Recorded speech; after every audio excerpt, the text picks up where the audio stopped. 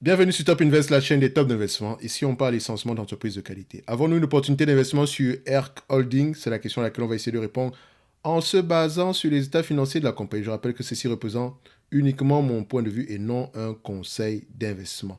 Donc, ERC Holding ici, c'est une compagnie, en fait, c'est un loueur d'équipement, ok, un peu comme United Rental dont on a parlé dernièrement, qui est sous-évalué.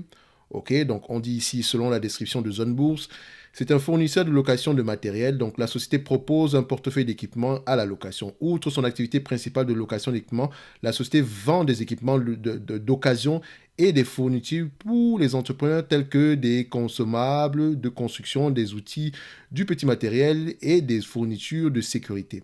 Donc, c'est une compagnie qui loue essentiellement de l'équipement lourd. Donc, tout ce qui concerne ici la construction ici résidentielle, commerciale, tout ce que vous voulez. Donc, voilà. Donc, si vous avez vu la vidéo sur United Rental, j'ai à peu près la problématique qui s'applique à United Rental, c'est la même également sur Air Holding. Donc, la diminution ici, la baisse ici, le ralentissement ici du secteur de la construction résidentielle.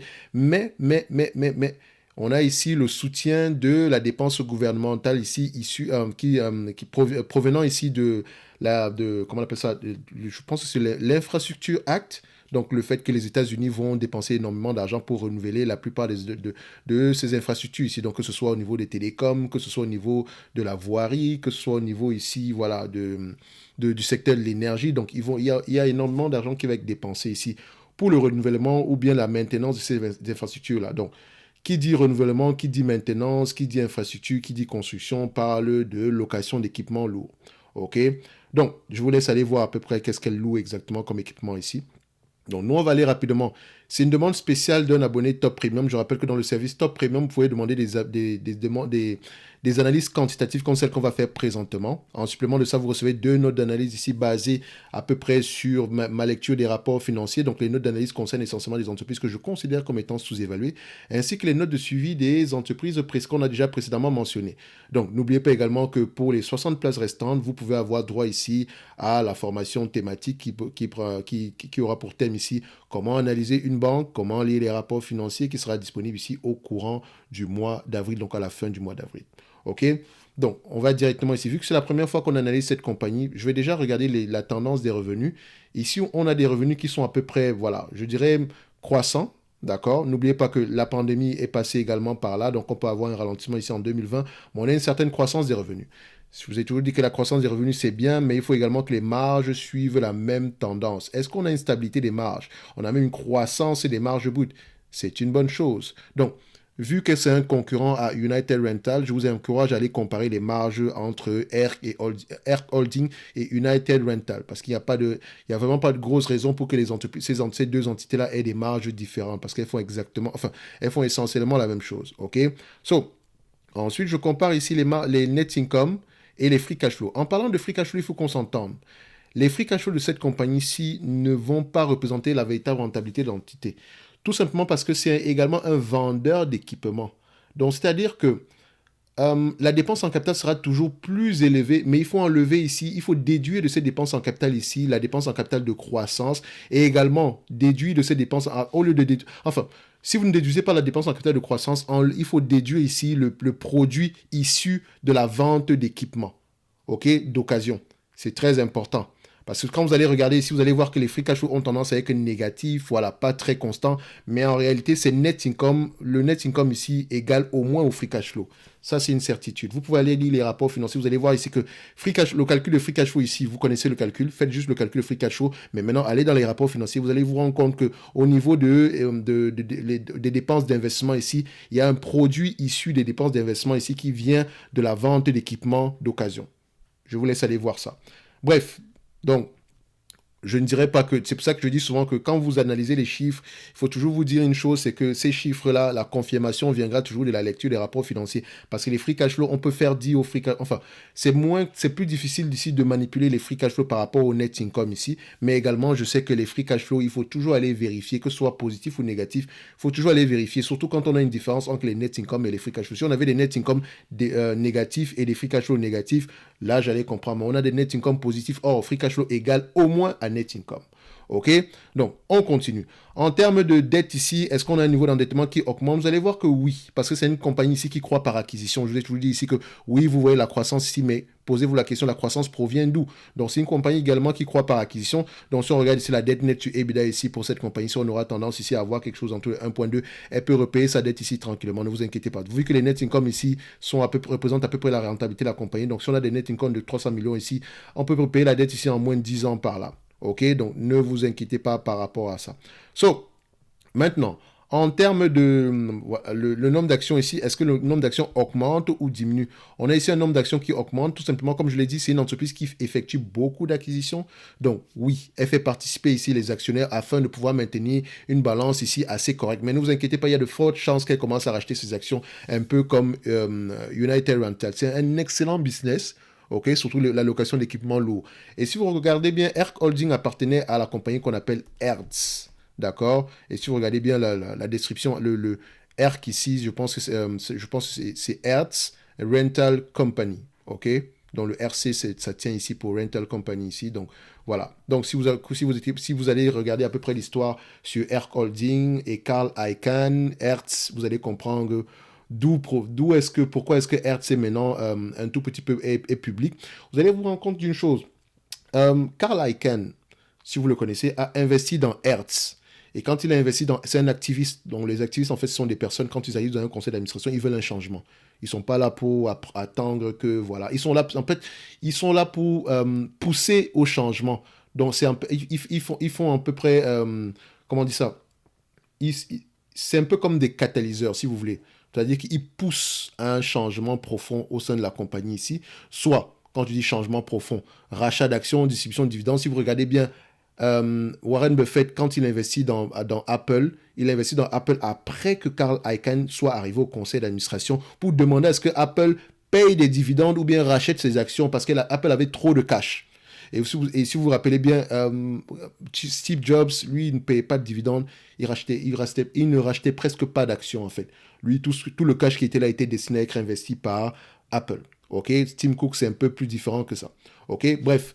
On revient sur Herc Holding. Je vous ai donné ici voilà, un biscuit. Allez-y lire sur Carl Icahn, qui est un excellent investisseur. Et je pense que vous pouvez apprendre énormément dessus. OK? Donc, parfois, j'entends souvent les gens parler ici de... Les activistes ici sont à peu près... C'est une bonne chose pour certaines entreprises. OK? Et certains activistes, en fait. Moi, par exemple, un activiste, quand je vois un activiste sur une entité ici, je suis plutôt encouragé à aller vers cette entité-là parce que je sais qu'il y a de grandes chances que qu'il y ait quelque chose d'intéressant à voir, à voir sur cette compagnie-là.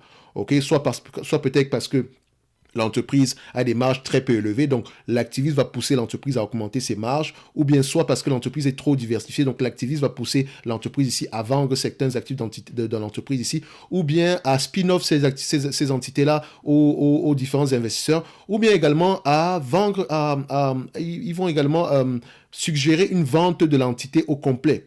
Bref, quand vous entendez qu'un actif est sous le dossier, c'est intéressant. Les activistes, par exemple, que vous pouvez suivre, c'est Bill Ackman, Carl Icahn, Daniel Loeb, ou bien encore, comment il s'appelle encore? J'oublie tout. Daniel Einhorn, je pense que c'est comme ça qu'on lit ça. So, il y a également Paul Singer, mais il est plus... C'est un peu comme un... Non, lui, je pense pas que je ne devrais pas le citer. Bref, on revient ici sur la liste. Fait simple, on va parler des activistes un jour. Donc ici, revenu stable, croissant ici, dette nette, donc dette nette sur EBITDA ici. Donc j'aime bien aller regarder la dette nette sur EBITDA sur Zone Bourse également afin de pouvoir comparer les choses. Quand on regarde ici la dette nette, voilà, je pense pas, on n'a pas d'informations par rapport à 2022 ici alors qu'on a déjà les résultats financiers 2022. Donc je vais faire confiance ici aux informations que j'aurai sur Coifin. Donc dette nette ici, on a ceci. Et le nombre d'actions, qu'est-ce qu'on a? On a ceci. Donc, on fait ceci. On a ici à peu près 3 milliards 560 divisé par le nombre d'actions, à peu près 30 millions d'actions. Ça donne à peu près 118 dollars de dette nette par action. Disons 119 dollars de dette nette par action. Dette nette à 119 dollars. OK?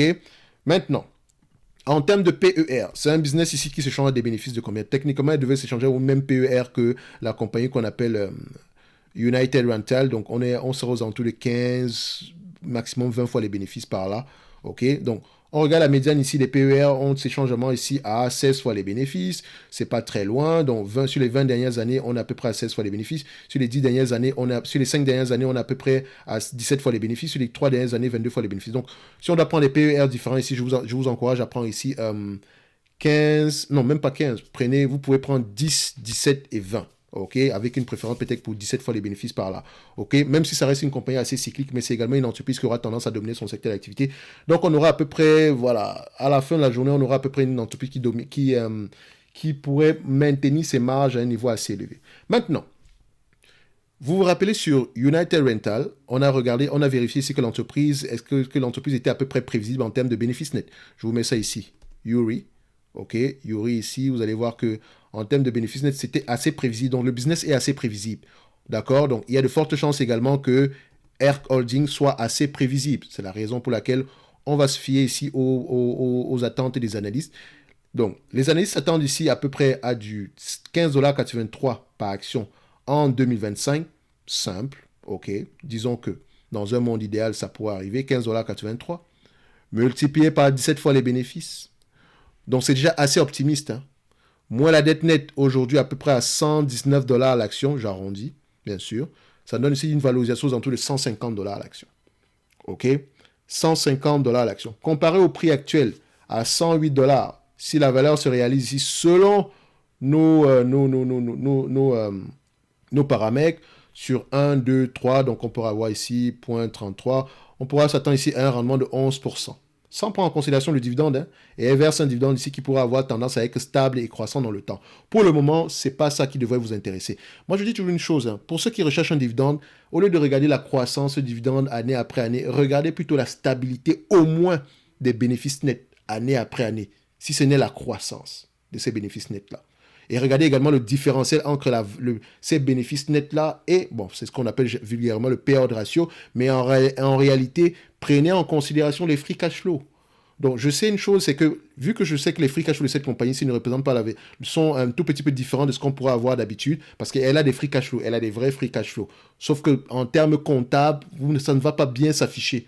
Tout simplement parce que ces free cash flow doivent être ajustés en conséquence par rapport à la vente des équipements d'occasion. C'est simple. Elle achète de l'équipement neuf, elle l'utilise et elle revend ici pour acheter du neuf. OK? Donc, la vente d'occasion ici permet ici de financer le neuf. Or, on a déjà mis de côté une dépense en capital. Donc, c'est à peu près la même politique que la compagnie qu'on appelle AerCap, qui est le plus gros acheteur d'avions au monde. C'est le plus gros client de Boeing et Airbus. AerCap. Donc, on m'a déjà demandé d'analyser cette compagnie-là, mais bon, je n'ai pas trop le temps en ce moment. Bref. Donc, quand je prends des bénéfices nets de 17 fois les bénéfices ici, là, donc je sais que cette compagnie-ci pourrait s'échanger à ces niveaux-là. Et encore, quand on enlève la dette nette, on peut se dire qu'on est à 150$ l'action. D'accord? Avec la dette nette. Si on n'avait pas pris en considération la dette nette, avec un business assez prévisible, qui est encore en croissance ici, je rappelle, ok, donc 15,83$, c'est ce qu'on pourrait rapporter ici année après année, enfin, à partir de 2025. Par rapport au prix actuel à 108$ l'action, on a un rendement sur coût de près de 14,65%. Or, la moyenne du marché est de 6%. Et la croissance n'est pas terminée. Même si on a inclus une certaine croissance ici aujourd'hui, vous voyez qu'on a quelque chose d'assez intéressant. Oui, on aurait un ralentissement ici du segment résidentiel, mais je vous ferai peut-être une note d'analyse ici. Non, même pas. Je garde ça pour les abonnés Top Premium. Donc, pour ceux qui dans le Top Premium ici veulent avoir la note d'analyse concernant ERC Holding ici, laissez-moi savoir et je pourrai m'arranger en conséquence par rapport à ça.